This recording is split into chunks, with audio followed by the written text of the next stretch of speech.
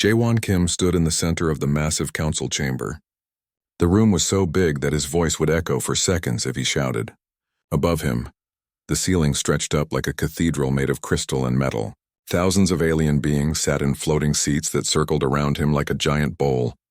The air smelled strange. It was a mix of chemicals that kept different alien species breathing the same air. Some aliens needed cold air, others needed hot. Some breathed oxygen like humans, others breathed gas that would kill a human in seconds. The council chamber was the only place in the galaxy where so many different species could meet safely. Jaewon had been Earth's ambassador to the Galactic Council for 3 years. He had seen many strange things and met many strange beings. But today felt different. Today felt dangerous. High Chancellor Vextar rose from his throne. The alien leader was 12 feet tall and looked like he was made of living crystal. His body sparkled with blue and purple light. When he moved, his crystal arms made soft musical sounds like wind chimes. But there was nothing soft about his voice. Ambassador Kim, Vextar said. His words came through a translation device that made his alien language sound like perfect English. You will hear the will of the Galactic Council. Around the chamber, other alien delegates nodded their heads, or what passed for heads on their strange bodies. The Zephyrians looked like giant insects with too many arms. The Nebulans were clouds of gas held together by energy fields. The synthetics were machines that had learned to think like living beings. All of them were staring at Jaewon. A single human in a room full of aliens who had ruled the galaxy for thousands of years. Humans have expanded too quickly into the Kepler sector, Vextar continued. Your species builds colonies faster than any species in recorded history. You change dead planets into living worlds in mere decades. This expansion stops now. Jaewon felt his heart beating faster. He had expected this day would come. Humans had been part of the Galactic Council for only 10 years. They were the newest members and the youngest species. Most other species had been traveling between stars for thousands of years before humans even invented the wheel. But humans learned fast. Maybe too fast for the comfort of their alien neighbors. You have 30 rotations to withdraw all human colonies and mining operations from the Kepler sector, Vextar announced. All humans must return to Earth or to the colonies you had before joining the Council. If you refuse, the Council will place economic sanctions on Earth. Your trade routes will be blocked. Your ships will be turned away from alien ports. The crystal alien paused, letting his words sink in. Then he continued with what sounded like a threat. If economic measures fail, the Council will use military force to remove human presence from the Kepler sector. This is not a request, Ambassador Kim. This is a command. Jaewon looked around the chamber. He saw no friendly faces among the thousands of aliens. Even the species that had voted to let humans join the Council now looked at him with suspicion or fear. The Kepler sector contained 17 human colonies. Over 3 million people called those worlds home. They had spent years turning dead rocks into living planets. They had built cities, farms, and schools. Children had been born there who had never seen Earth, and now the Council wanted to destroy all of that because humans were succeeding too well. The Council recognizes that this withdrawal will cause hardship for human settlers, Vextar said, his crystal body pulsing with light. But the stability of the galaxy is more important than the comfort of one species. Humans must learn their place in the galactic order. The words hit Jaewon like a physical blow. Learn their place. It was the same thing colonizers had said to native peoples on Earth for centuries. It was the language of masters speaking to slaves. Up in orbit around the Council world, Captain Minju Park watched the proceedings on her ship's viewscreen. The captain of the human vessel Indomitable had been expecting bad news. But this was worse than she had feared. They want us to abandon everything we've built, said Chief Engineer Dong-Yun Lee, who stood beside her on the bridge. 3 million people. 17 worlds. All of it gone. Minju nodded grimly. And if we refuse? War, Dong-Yun said simply. Back in the Council chamber, all eyes were on Jaewon. The alien delegates waited for his response. Some looked smug, as if they knew humans would have no choice but to obey. Others looked curious about what the young species would do when faced with an impossible choice. Jaewon thought about his home on Earth. He thought about President Suman Choi, who had sent him here with clear instructions. He thought about the colonists in the Kepler sector who trusted Earth to protect them. Most of all, he thought about what it meant to be human. Humans had fought wars against impossible odds before. They had faced extinction and survived. They had been slaves and won their freedom. They had looked at the stars and decided to reach for them, even when everyone said it was impossible. No, Jaewon said. The word was quiet, but in the vast chamber it sounded like thunder. Vextar's crystal body stopped pulsing. What did you say? No, Jaewon repeated louder this time.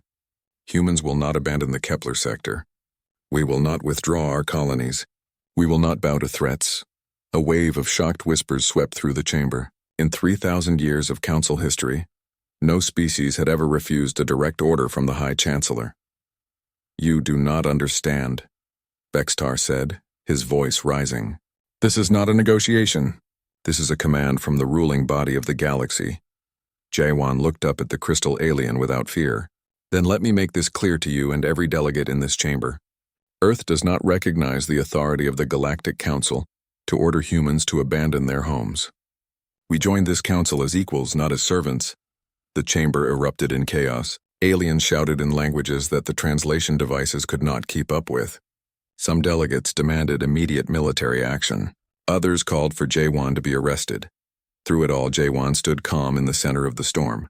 The human delegation is withdrawing from these proceedings, he announced. We will return to our worlds and our people. If the council chooses to attack human civilians, the responsibility for what follows will rest on your heads. Jaewon turned and walked toward the exit. His footsteps echoed in the suddenly quiet chamber. Behind him, he could hear Vextar calling for order, but the damage was done. For the first time in galactic history, someone had said no to the council, and everything was about to change. Dr. Hyunwoo Nam was working late in his laboratory when the alarm started screaming. The research station orbiting Kepler 442b had been his home for 2 years. It was a peaceful place where scientists studied new ways to help planets support human life. Tonight, peace was about to end. All personnel to emergency stations, came the announcement over the station's speakers. This is not a drill. Unknown ships approaching at high speed. Hyunwoo ran to the observation deck. Through the thick windows he could see stars scattered across the black of space. But something was wrong. 3 of those stars were moving, growing bigger and brighter. They were not stars. They were ships. Those are Council peacekeeping forces, said Dr. Yoonji Han, the station's chief engineer. She had joined Hyunwoo at the window, her face pale with worry. Talon Empire ships by the look of them. The Talon Empire served as the Council's military arm. Their bird-like soldiers were known throughout the galaxy as fierce warriors who never questioned orders. If they were here, it meant the Council had decided to use force. How long since the ultimatum expired? Hyunwoo asked. 3 weeks, Yoonji replied. Earth refused to abandon the colonies. Now the Council is making good on their threats. The lead ship was massive, bigger than the entire research station. Its hull was dark metal covered in weapon ports. As it drew closer, lights began to flash along its sides. Weapon charging lights, open a channel, Hyunwoo ordered the communication officer. Let me talk to them. A moment later, the screen filled with the image of a Talon commander. The alien looked like a giant eagle crossed with a humanoid warrior. Its feathers were black with red markings that showed high military rank. This is Commander Sektar of the Talon War Vessel Judgment, the alien said in heavily accented English. You are ordered to surrender this station immediately. All human personnel will be transferred to our ships for return to Earth. Hyunwoo stepped forward. This is Dr. Hyunwoo Nam, Station Commander. This is a civilian research facility. We are not military targets. All human presence in the Kepler sector is illegal, Sektar replied. You have 5 minutes to begin evacuation procedures. And if we refuse? The Talon commander's eyes narrowed. Then you will be removed by force. Hyunwoo looked around the observation deck. 53 scientists and support staff lived on this station. They were researchers, not soldiers. They had families back on Earth and in the human colonies. But they had also spent years building something important here. We will not abandon our work, Hyunwoo said. This station remains under human control. Sektar looked surprised.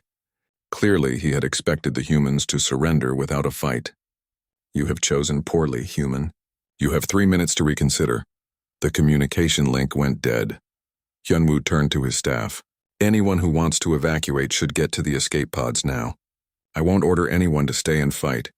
Not a single person moved toward the escape pods. Guess we're all staying, said Yoonji with a grim smile. 3 minutes passed in tense silence. Then the station shook as the first energy blast hit the outer hull. Emergency lights flashed red as the shields absorbed the impact.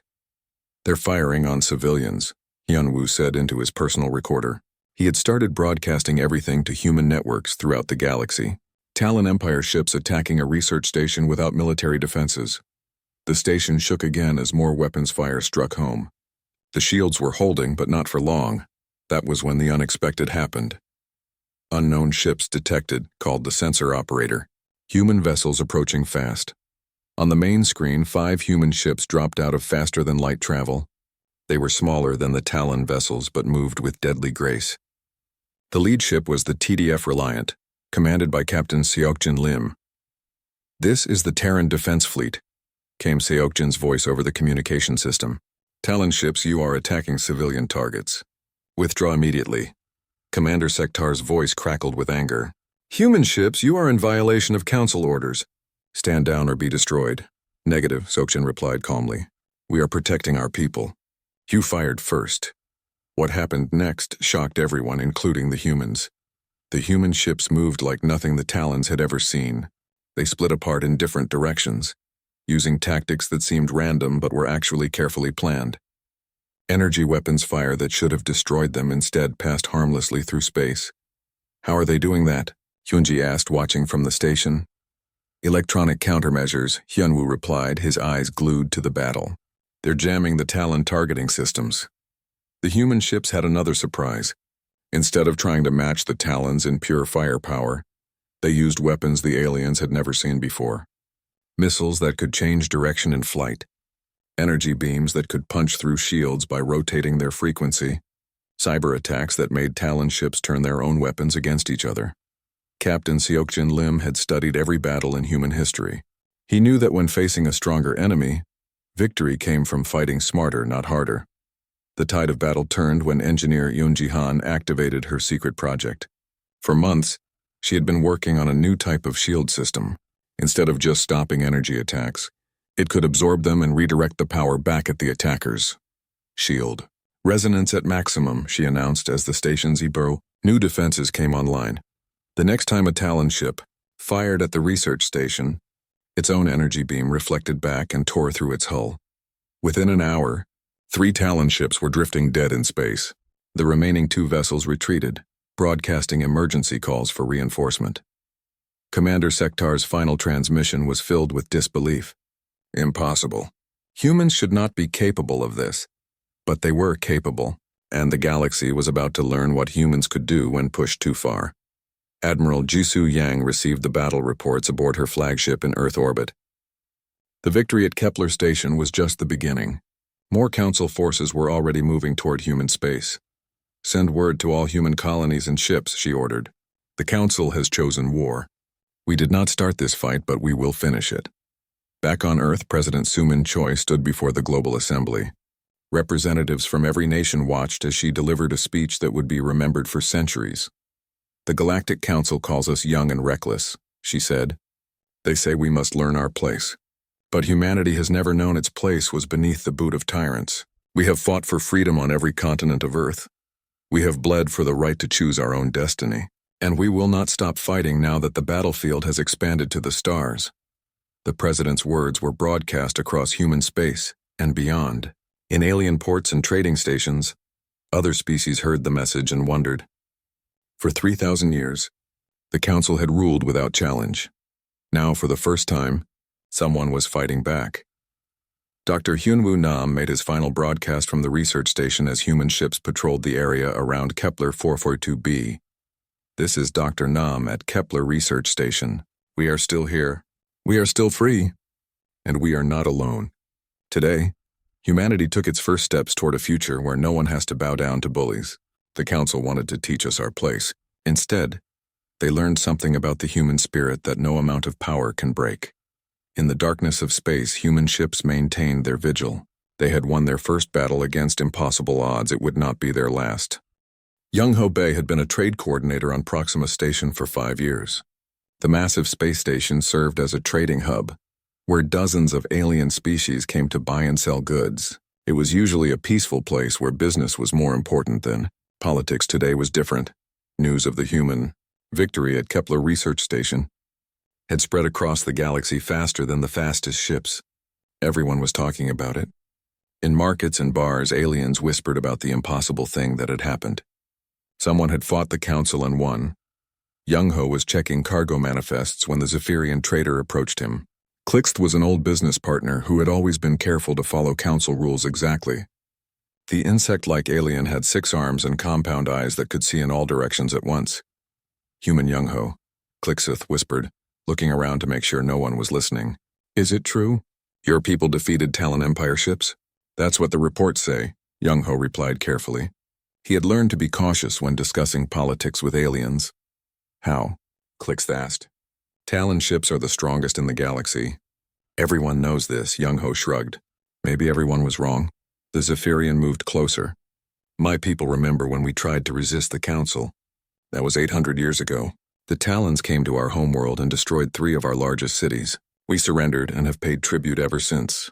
I'm sorry, Young-Ho said. He had not known about the Zephyrian defeat. Do not be sorry, Klixth said, his voice getting excited. Be proud. Your species did what mine could not. You showed that the council can be beaten. Similar conversations were happening all over Proxima Station. Aliens who had served the council for centuries were asking the same questions. If humans could win, what did that mean for everyone else? In the station's communication center, Intelligence Officer Tae-Hyung Song was monitoring alien broadcasts. His job was to gather information about how other species were reacting to the human rebellion. What he found surprised him. There are secret messages coming from all over the galaxy, he reported to Earth. The Kalari Aquatic worlds are asking if humans need allies. The mole people of SETI are offering to share council troop movements. Even some of the machine intelligences are expressing interest in our cause. The Kalari had good reason to hate the council. Their beautiful ocean worlds had been strip-mined for rare crystals that powered council technology.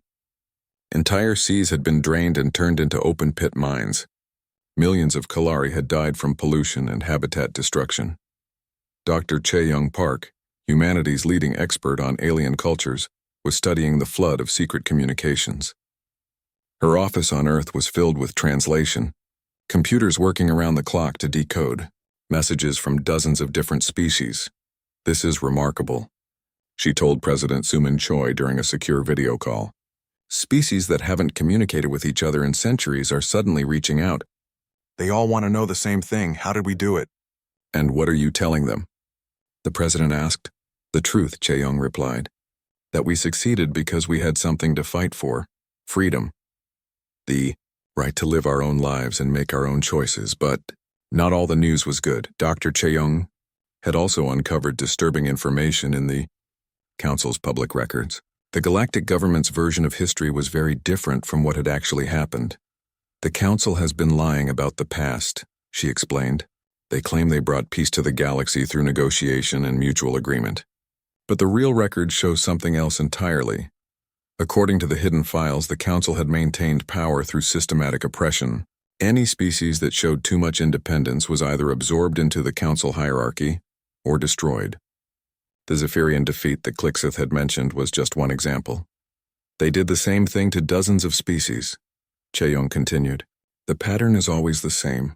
First, they offer membership in the Council. Then they slowly take away the new members' independence. If a species resists, they use economic pressure. If that fails, they use military force. President Suman Choi felt cold as she listened. And if we had accepted their ultimatum? Humanity would have become another servant species. Our expansion would have been controlled. Our technology would have been limited. Our children would have grown up as second-class citizens in their own galaxy. The president understood now why the Council was so determined to stop human expansion. It was not about territory or resources. It was about power. The Council's authority depended on other species believing they were too strong to fight. Humanity had broken that illusion. Admiral Jisoo Yang was discovering just how far the Council was willing to go to restore their authority. Intelligence reports showed massive military buildups in Council space. They were not just planning to retake the Kepler sector. They were planning to make an example of Earth itself. Orbital bombardment fleets are being assembled. She briefed the military leadership. Planet killer weapons are being moved from storage. They intend to destroy human civilization completely. The room fell silent as the implications sank in. This was not just a war over territory. It was a war for humanity's survival. "How long do we have?" asked General Kyung-Soo Park, commander of Earth's ground defenses. 6 months, maybe less, Admiral Yang replied. "They're bringing ships from all over the galaxy. We'll be outnumbered 1,000 to 1. "Then we had better make those 6 months count," the general said grimly. Back on Proxima Station, Young-Ho Bay was approached by another alien trader. This one was a Kalari, an aquatic being who wore a water-filled suit to survive in the station's oxygen atmosphere. "Human friend," the Kalari said through its translation device. "My pod brothers send greetings. We have heard of your people's courage. We wish to help." "Help how?" Young-Ho asked. "We have ships. Not many, but enough. We have weapons. Not the best, but they can fight. Most importantly, we have something the Council fears." "What's that?" "The memory of what freedom feels like," the Kalari replied. "My people swam free in clean oceans before the Council came.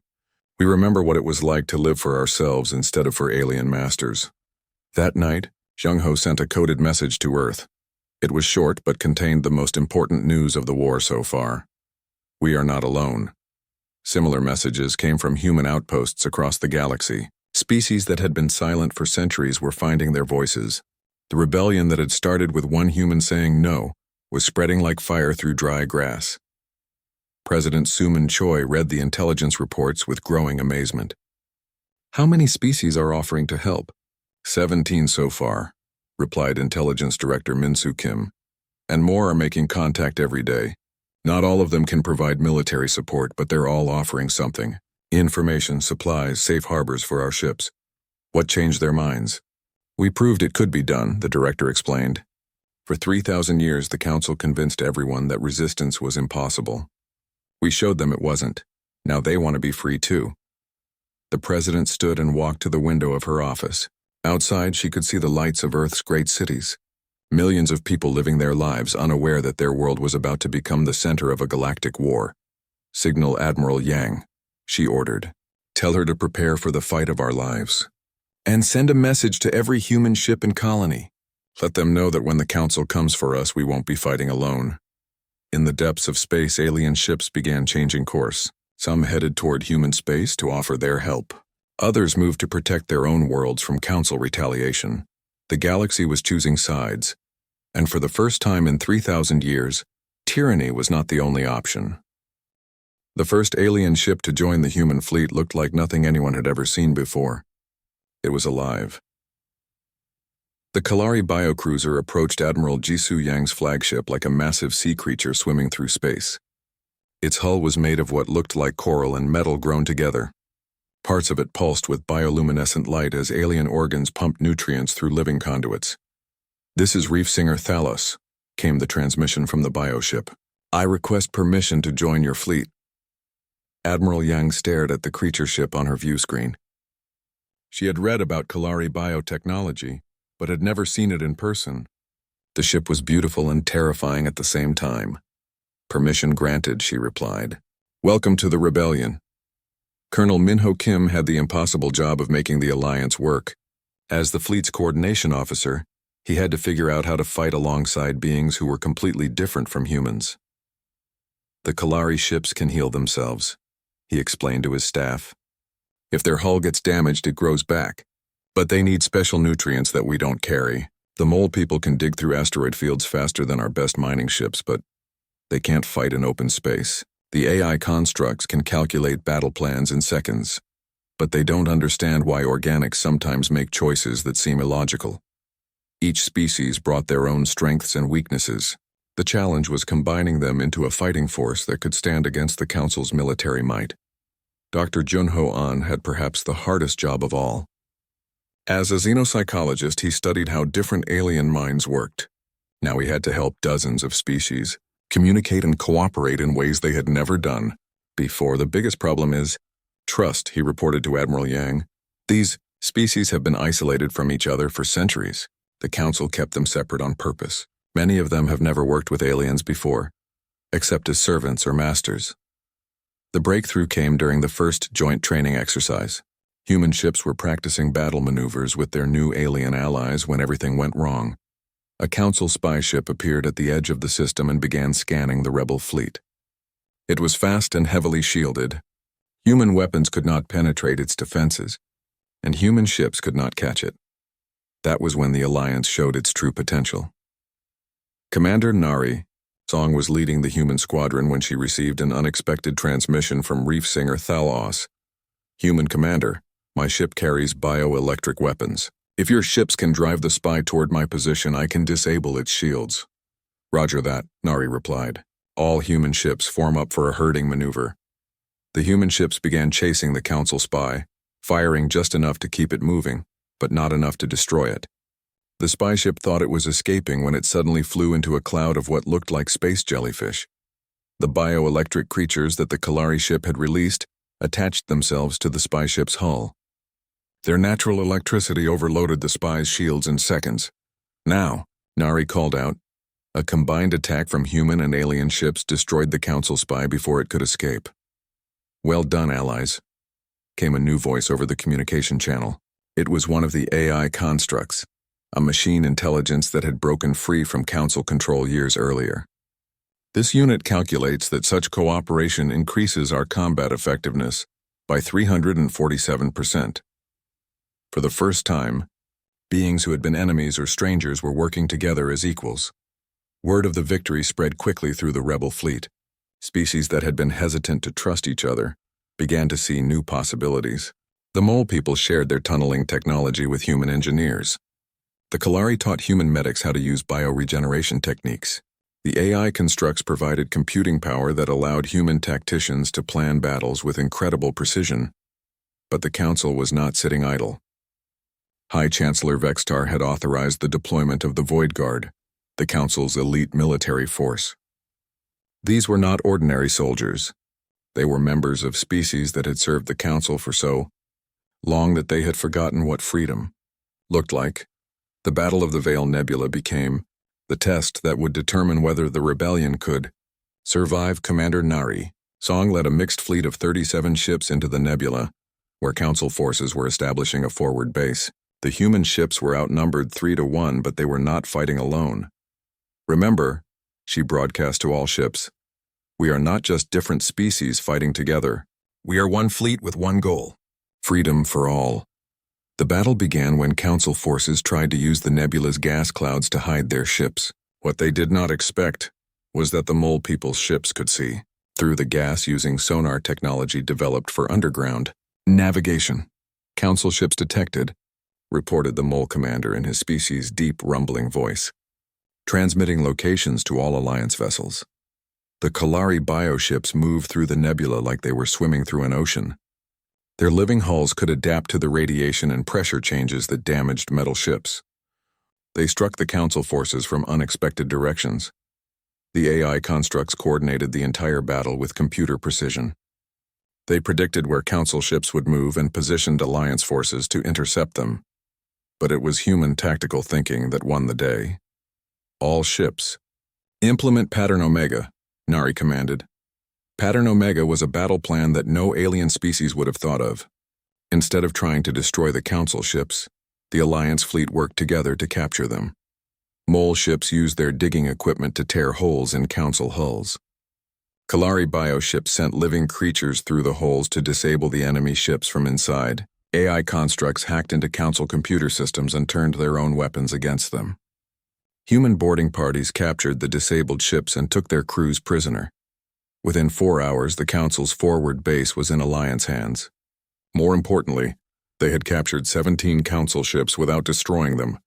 Why did we not just destroy them? Asked Reef Singer Thalos after the battle. Because destruction is what the Council expects, Nari explained. They think all their enemies are savage and brutal. By showing mercy to prisoners and capturing ships instead of destroying them, we prove that we are better than they are. The psychological effect was immediate. News of the battle spread through Council space, and for the first time, Council species began to question whether their government was really protecting them from dangerous aliens. Some Council soldiers who were captured asked to join the rebellion. They had seen how different species could work together as equals, and they wanted to be part of that future. But the Council's response was swift and terrible. High Chancellor Vextar issued an order that shocked even his own supporters. Any species that aids the human rebellion will face complete annihilation, he announced. Their worlds will be turned to ash. Their names will be erased from galactic records. Let no one say the Council lacks the will to preserve order. The threat was not empty. Ancient weapons were being moved from secret storage facilities. Planet-killer devices that had not been used for thousands of years were being prepared for deployment. Admiral Yang received the intelligence reports with growing concern. They are not just planning to defeat us, she told her command staff. They are planning to make the cost of rebellion so high that no one will ever try it again. How do we fight planet killers? Asked General Kyung-Soo Park. The same way David fought Goliath, Yang replied. We aim for the weak spots. Dr. Soo-Young Cho, working in Earth's Quantum Computing Center, had been analyzing captured Council technology. What she found gave the rebellion new hope. The planet-killer weapons use the same basic principles as some of our theoretical research, she reported. We never built them because we never needed to destroy worlds. But the theory is sound, and if I understand the theory, you can find a way to stop them, Admiral Yang finished. Better than that, Soo-Young smiled. I can find a way to turn them against the Council. In space around Earth, human and alien ships worked together to prepare for the final battle. Engineers from a dozen species shared their knowledge. Soldiers who had never fought together trained side by side. Diplomats who had once been enemies now planned a future where all species could live free. The rebellion had become something the Council had never expected. It was not just a human uprising. It was a galactic revolution, and at its heart was a simple idea that no amount of force could destroy. The belief that all thinking beings deserved the right to choose their own destiny. The Council had ruled through fear for 3,000 years. Now they were about to learn what happened when fear was replaced by hope. The Council's home system had been the center of galactic power for 10,000 years. 3 massive planets orbited an ancient star, each one covered with cities that housed the government of 1,000,000 worlds. The largest planet, Nexus Prime, was where the Council had ruled from since before humans learned to make fire. Today, that rule was about to end. President Suman Choi stood on the bridge of the flagship Terra's Wrath, watching the enemy fleet fill the viewscreen. Admiral Jisoo Yang had given the president command of the final assault. This was not just a military operation, it was a political statement. The elected leader of humanity would personally oversee the liberation of the galaxy. Enemy fleet composition? Suman asked. 3,000 ships, replied Admiral Yang. Every major Council species is represented. They have pulled forces from across the galaxy to defend their homeworld. The Allied fleet that faced them was smaller, but more diverse than anything the galaxy had ever seen. 400 ships from 50 different species, all united under the banner of freedom. Human vessels flew alongside Kalari bioships, mole tunneling craft, AI constructs, and dozens of other alien designs. All ships, this is President Choi. Suman broadcast to the entire fleet. Today we do not fight for conquest. We do not fight for revenge. We fight so that every child in the galaxy can grow up free. The battle began with the Council's trump card. Ancient planet-killer weapons emerged from hidden bases around Nexus Prime. These massive devices had the power to crack worlds in half. They had not been used for millennia, but the Council had kept them ready for the day when their authority was truly threatened. That day had come. Planet killers charging, reported the sensor officer. Energy readings are off the scale. Engineer Kyung-Jae Park was ready for this moment. For months he had been working with Dr. Soo-Young Cho to develop a countermeasure based on human-computer warfare theories. The Council's ancient weapons were powerful, but they had one weakness. They were controlled by computers that had never been designed to resist human-style cyber attacks. Deploying virus package, Kyung-Jae announced. All ships maintain defensive positions. The virus spread through the Council's network like wildfire. It was based on principles that the rigid Council hierarchy had never developed defenses against. Within minutes, the planet-killer weapons began turning on each other. Impossible, came High Chancellor Vextar's voice over the communication channels. Those systems are isolated from external networks. Nothing is isolated from human ingenuity, President Choi replied calmly. With their ultimate weapons neutralized, the Council fleet attacked with conventional forces. But conventional warfare was where the Alliance truly shined. Human ships used tactics learned from centuries of warfare on Earth. They struck fast and retreated before the enemy could respond. They used the larger alien ships as mobile fortresses while smaller vessels darted between enemy formations like angry hornets. The Kalari bioships absorbed damage and regenerated their hulls in real time. When Council weapons tore holes in their living armor, new tissue grew to seal the breaches within minutes. The mole ships used their tunneling equipment in ways the Council had never imagined. They burrowed through the hulls of enemy vessels and planted explosives in their engine rooms. Entire Council cruisers were destroyed from the inside out. The AI constructs calculated battle plans faster than any organic mind could follow. They predicted enemy movements and coordinated alliance responses with computer precision. But the real surprise came from the former Council species who had joined the rebellion. These beings knew Council tactics better than anyone. They knew where the enemy ships were weakest and how their commanders thought. The tide of battle turned when Captain Wu Jin-O led a desperate assault on the Council's command ship. The cruiser Defiance was not the largest ship in the Alliance fleet, but it was crewed by volunteers from a dozen different species who had all suffered under Council rule. All power to forward weapons, Wu Jin ordered as his ship charged directly at the enemy flagship. The Defiance took massive damage as Council ships focused their fire on the charging cruiser. Hull plates melted under energy beams. Crew members died at their posts. But the ship kept coming, sir. We are losing life support, reported the engineering officer. Then we had better finish this quickly, Wu Jin replied. The Defiance rammed the Council flagship at full speed. The impact destroyed both ships, but it also created a gap in the enemy's defensive line. Alliance forces poured through the opening and struck at the heart of the Council fleet. Within 6 hours, 3,000 Council ships had been reduced to scattered survivors fleeing toward the outer system. But the war was not over. High Chancellor Vextar had retreated to the heavily fortified government complex on Nexus Prime. The crystal alien was making his final stand. In the chambers where the Council had ruled for millennia, Jae-won Kim, the ambassador who had first defied the Council, led the assault team that breached the government complex. It seemed fitting that the diplomat who had started the rebellion with a single word would be the one to finish it.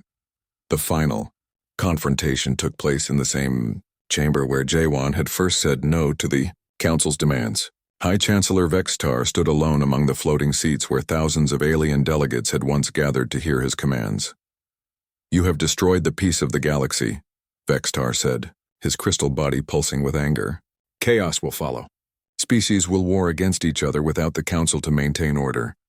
The Council's peace was built on oppression, Jae-won replied. Your order was maintained through fear. That is not peace. That is tyranny.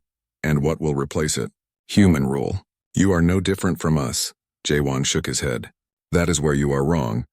Humans do not seek to rule the galaxy. We seek to free it. Every species will have a voice. Every being will have the right to choose their own path. The two beings faced each other in the center of the vast chamber. One represented the old order of rigid hierarchy and absolute control. The other represented a new vision of cooperation and freedom. Their fight was brief but decisive. Vextar's crystal form was strong but brittle.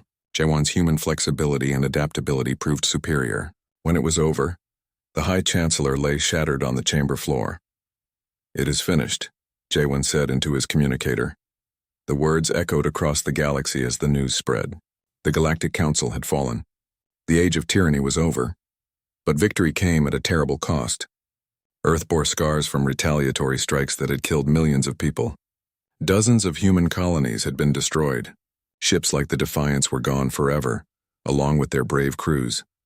Captain Wu Jin-O was posthumously awarded the galaxy's new highest honor for heroism.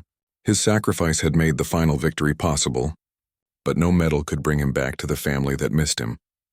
President Suman Choi stood in the ruins of the Council chamber 6 months later, addressing representatives from hundreds of worlds. The new Galactic Federation was being born in the same place where the old tyranny had died.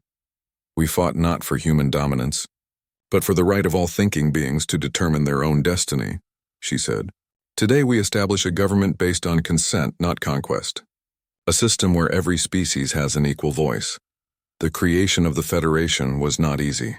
Species that had been enemies for centuries had to learn to work together. Old grudges had to be set aside.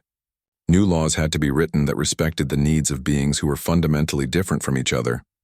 But slowly, the new system began to work. On New Geneva Station, children from dozens of different species played together in schools where no one was considered superior to anyone else. Teacher Sung-hee Im watched over human children learning alongside young Kalari, Zephyrian's former council species, and even some of the AI constructs who had chosen to take on childlike forms to better understand organic life. Teacher Im asked a young Kalari named Splash of Sunlight, "Is it true that there used to be wars between different species?" "Yes," Sung-hee replied, "but that was before beings learned that differences make us stronger, not weaker." A human child named Marcus raised his hand. "My grandfather says humans started the war that freed everyone." "Is that true?" "Humans started something," Sung-hee said carefully. "But it was not really a war. It was an idea. The idea that no one should have to live in fear of those who claim to be their betters." "What happened to the bad aliens who hurt people?" asked a young AI construct who had chosen the name Curious About Everything. "Some of them learned to be better," Sung-hee explained. "Others chose to go away to places where they could live alone. The important thing is that no one is forced to bow down to anyone else anymore." In the depths of space, former council worlds were learning to govern themselves for the first time in millennia. Some struggled with the responsibility of freedom. Others flourished as their people rediscovered talents and dreams that had been suppressed for generations. The galaxy was not perfect. There were still conflicts and disagreements. But now those problems were solved through negotiation and compromise rather than through force and fear. Humanity had given the galaxy something it had not known for thousands of years: hope. And in return, the galaxy had given humanity something equally precious: